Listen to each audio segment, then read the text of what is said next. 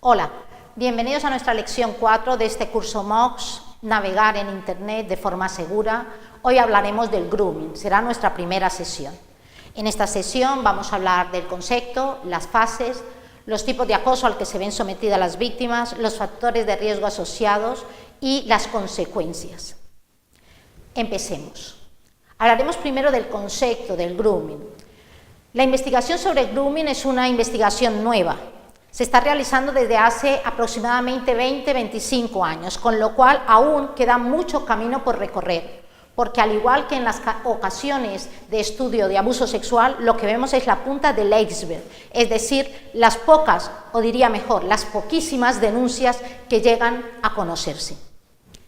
¿A qué se denomina grooming? Grooming es un tipo de violencia, básicamente es un abuso sexual ejercido mediante el acoso y la intimidación deliberada de un adulto, esto es importante, por un adulto, sobre un niño a través de la utilización de dispositivos tecnológicos, a través de las nuevas tecnologías.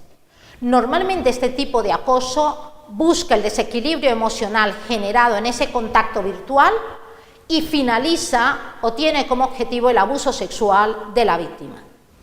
El uso compulsivo de Internet por parte de nuestros menores, la fácil accesibilidad que tiene las TICs frente a nuestros menores y sobre todo el uso indiscriminado de cualquier tipo de red social en la cual el menor se puede interrelacionar con personas desconocidas junto a otros factores de riesgo como el desconocimiento de los riesgos reales, la aproximación confiada e ingenua por parte de nuestros menores que ven el uso de la tecnología como una actividad de ocio, hace que sea especialmente el menor vulnerable a este tipo de acoso. Los adultos que normalmente ejercen el grooming son adultos que siempre se registran con un perfil falso en el cual la primera identificación a través de la red parece que fuese con un menor también y a través de la imagen de un amigo o normalmente haciéndose pasar por una persona accesible, cercana, que ha indagado previamente sobre el menor. Normalmente las agresiones ocurren en las redes sociales, continúan en los chats privados y finalmente tienden a desvirtualizarse. Un ejemplo de esta situación saltaba a las noticias a finales del año 2015, aunque podríamos lamentablemente observar muchísimas noticias que saltan diariamente sobre casos de acoso en la red. Un joven de 25 años acosó a más de 250 menores. Se hacía pasar primero por un menor de la misma edad, llegaba incluso a amenazar, hackeaba sus ordenadores y una vez que lograba hackear sus ordenadores empezaba a hacer demandas en las cuales les pedía que les enviasen fotos e incluso vídeos en poses bastante sexualizadas de las menores.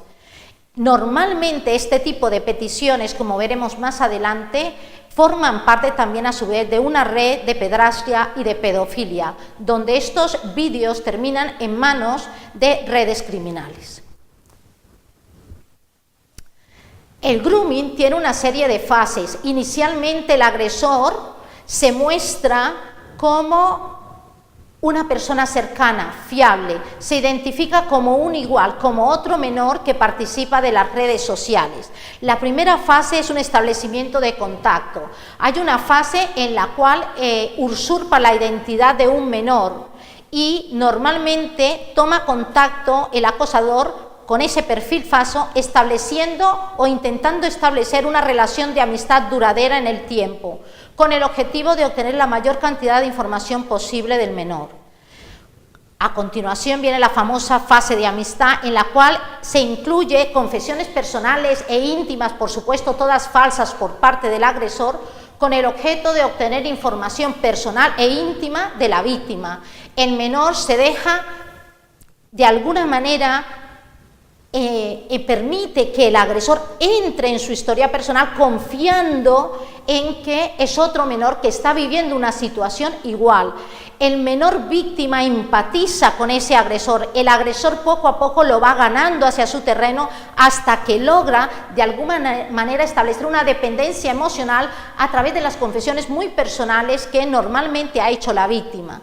Con esta información y con el conocimiento en muchos casos de tecnología más adecuada en la cual hackea claves de la víctima o correos electrónicos, etcétera, empieza la tercera fase, la fase de chantaje, demandas y exigencias. El acosador entonces empieza, en algunos casos discretamente y en otras de improviso, demuestra realmente que no tiene la edad que tiene y empieza a hacer demandas al niño víctima de esta situación con el objeto de exigirle fotos, imágenes y vídeos de contenido sexual.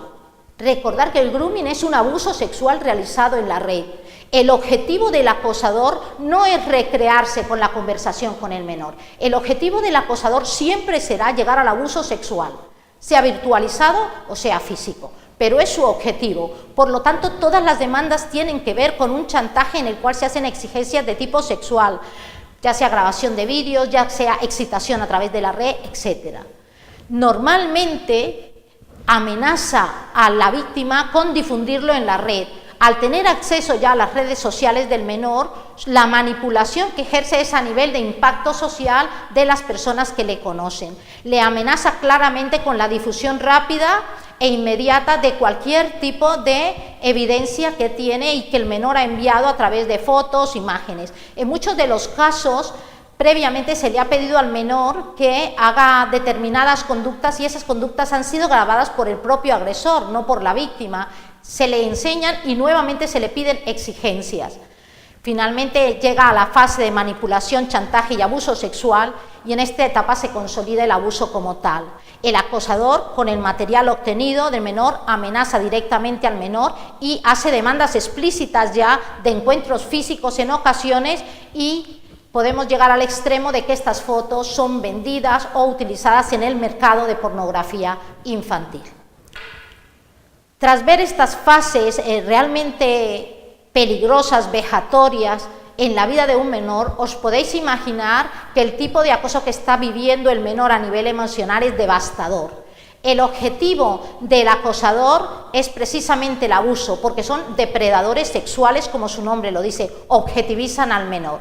No lo están viendo como una persona que sufre, lo están viendo como un objeto de placer. El tipo de acoso por el que las víctimas se ven envueltas también son una serie de peticiones que van en escalada. Inicialmente son peticiones de amistad, estamos hablando de la fase 1, continuamos con peticiones para tener conversaciones explícitas sobre sexo, donde aún estamos en la fase 2, en la fase de amistad, que es cuando el acosador engatusa a la víctima para extraer información de tipo íntimo y personal. Finalmente pasa a la fase 3, que es cuando se evidencia el acoso y el menor se da cuenta de que está en manos de una persona que está haciéndole chantaje, que es en la solicitud de envío de imágenes o de vídeos. Y finalmente entramos en la fase 4 de peticiones, que son peticiones explícitas sobre conductas sexualizadas y demandas incluso de encuentro físico y abuso sexual. Es muy importante que sepamos que en el marco del grooming siempre las peticiones se hacen en un desequilibrio de poder. Recordar que es el establecimiento de un acoso de un adulto frente a un menor, que ha manipulado la realidad y ha manipulado todo el proceso para al final obtener un objetivo que desde el principio tiene claro. La víctima, el perfil de la víctima, podríamos hablar de que realmente, como en todos los casos de abuso, la víctima en sí misma no tiene unas características que ella evidencie o que ella provoque, pero hay unas características que en la investigación que se ha ido realizando recientemente, especialmente la de Villacampa y Gómez, una investigación publicada en enero de 2016, podemos encontrar uno de los perfiles más cercanos de las víctimas, normalmente menores entre 11 y 16 años. No hay evidencias objetivas a nivel estadístico de que haya mayores casos de chicos que de chicas, pero es verdad que se conocen más las denuncias de niñas. Por lo tanto, podemos decir que actualmente el perfil son de 11 a 16 años, chicas principalmente, con bajo control parental sobre el uso de las nuevas tecnologías, con menores canales de comunicación, con una frecuencia muy alta en el uso de Internet y con el uso de varias redes sociales de identificación, con menores habilidades para parar las agresiones en un primer momento, excesivamente confiados en las relaciones virtuales y con características a nivel social y físico de ser mucho más tímidos, mucho más introvertidos, con habilidades interpersonales menos consolidadas que otros menores. Y, por supuesto, confiados en el uso de las nuevas tecnologías. Normalmente menores que pasan muchas horas sin ningún tipo de control en el uso de redes sociales. En cuanto al perfil de los acosadores, de igual manera, esta investigación de Villacampa y Gómez, publicada en enero de 2016, nos indica, por ejemplo, que los acosadores del grooming son adultos entre 18 y 25 años, un porcentaje alto, es decir, el 46%. El otro 54% se reparte en edades de 25 a 60 años. Pero hay un grueso entre las personas adultas de 18 a 25 años que ejercen este tipo de acoso. Los groomers son pedrastas, son personas con patologías sexuales y personas con distorsiones cognitivas que se han estudiado previamente en estudios de abuso sexual. Por lo tanto, son perfiles psicopáticos con los que objetivizan a la víctima. Es muy importante que entendamos esto. Entendamos que estamos hablando de pedrastas, no estamos hablando de personas que se han confundido en la sexualidad, no. Claramente tenemos que identificar que quien hace uso de este tipo de acoso es un pedrasta o un pedófilo. Bien, consecuencias muchas, hay muchas consecuencias para la víctima. Recordemos que cualquier tipo de violencia y cualquier tipo de acoso siempre daña a la víctima, lo daña a nivel físico, lo daña a nivel emocional, lo daña a nivel cognitivo. Por ejemplo, a nivel cognitivo, a su vez, estas consecuencias nos pueden servir de indicadores. El menor tiene una brusquísima caída del rendimiento escolar. Empieza a presentar muchos trastornos de aprendizaje, especialmente a nivel de atención y memoria. Si era un menor que antes lograba tener unos hábitos de estudio, los pierde porque está como retraído, está autoinculpándose, está autorreprochándose. Cognitivamente no está en el lugar que tiene que estar ni desarrollando el rol que tiene que desarrollar de menor. Está viviendo una situación de acoso normalmente en el silencio, porque las víctimas experimentan vergüenza y miedo y por lo tanto no es fácil que una víctima de abuso sexual de cualquier tipo, pero en este caso de grooming, evidencie en el momento inicial la agresión. Normalmente las víctimas intentan salir de ahí, pero la situación se agrava. Bien, otras consecuencias a nivel emocional muchísimas, síntomas psicosomáticos, muchísima manifestación física de que está viviendo altos niveles de estrés social, muchos dolores de cabeza, vómitos repetidos, muchísima ansiedad, irritabilidad, pérdida total del apetito y en muchos casos que se evidencian anorexia y bulimia, pero principalmente anorexia.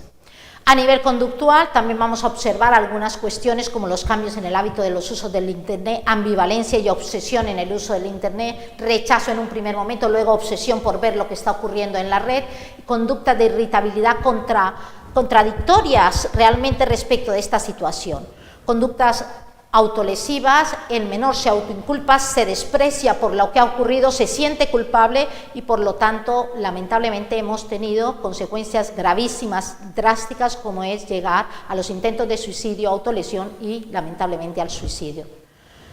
Y a nivel físico, pues cuando se concreta lamentablemente abuso sexual físico, lesiones, en muchos casos prostitución, las redes criminales que logran tener acceso a los menores en muchos casos los secuestran, los hacen víctimas de esclavitud sexual y caen en redes criminales, que son situaciones tremendamente dolorosas y extremas, ya no solo para el menor, sino para todo el entorno familiar. Finalmente, me gustaría agradecer el que hayáis participado en esta primera sesión. En una próxima sesión veremos cómo puede ser la prevención y la intervención en cada una de las situaciones de grooming. Muchas gracias.